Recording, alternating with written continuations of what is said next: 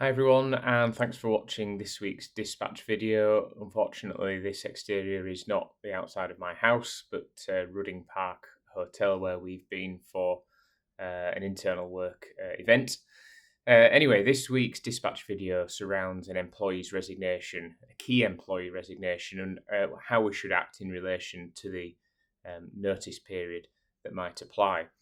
And when we talk about key employee, typically the discussions that we have with clients around this area are in key customer-facing positions such as senior sales, and it's where an employee will often have 3 or even 6 month notice periods to consider.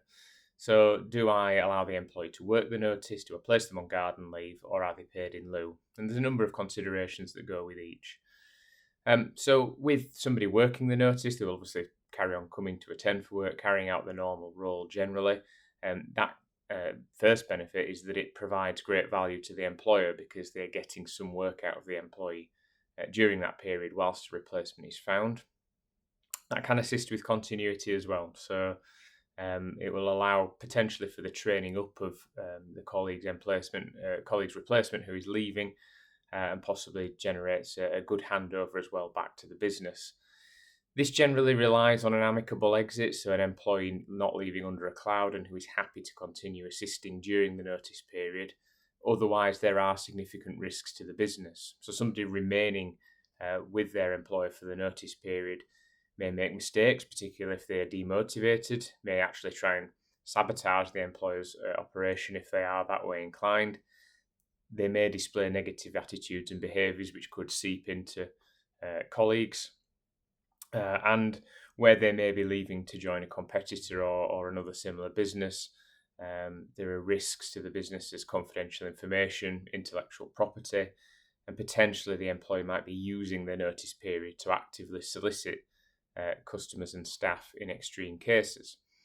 For that reason, with many senior client or customer-facing roles, the business might be more inclined to consider a period of garden leave. So essentially, the contract remains in full force, the employee remains employed during the notice period, the pay and benefits stay exactly the same, and the employee is simply not required to attend for work or to undertake any work for the business unless specifically so requested.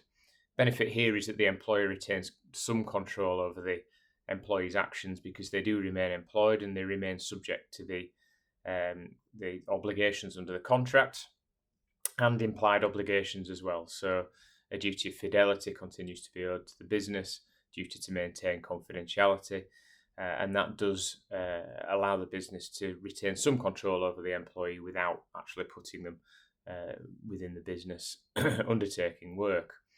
So typically we would say employees not required to attend for work but would remain available in case there are any queries which arise or any assistance during normal working hours. We would cut access with contacts, clients, suppliers, colleagues, so they don't have any ability to communicate with them outside of work. If they are socially friends with colleagues, that might be difficult to enforce. But this is particularly helpful in client-facing roles because it breaks that contact for a period of time prior to any post-termination restrictions kicking in. Financially, we can extinguish holiday entitlement as well, so we can require an employee to take any outstanding leave during that garden leave period, which does reduce the bill on termination. The downside, of course, is that we're not getting any work out of the employee, and we're continuing to pay full salary and any benefits such as a car allowance, private health, because the contract remains in full force. So the final option, therefore, is payment in lieu. So this is not retaining the employee for the notice period at all, but simply saying you'll leave today, you'll receive your monies in lieu, off you go. We ideally really need a contractual right to do that because otherwise we are terminating the contract in breach, and that can threaten the legitimacy and enforceability of any post-termination restrictions, such as not working for a competitor for a period of time, not soliciting clients or staff. The employee is released immediately, and the typically pay in lieu of notice clauses are limited to basic salary, so there is a saving there, reduced financial liability for the employer.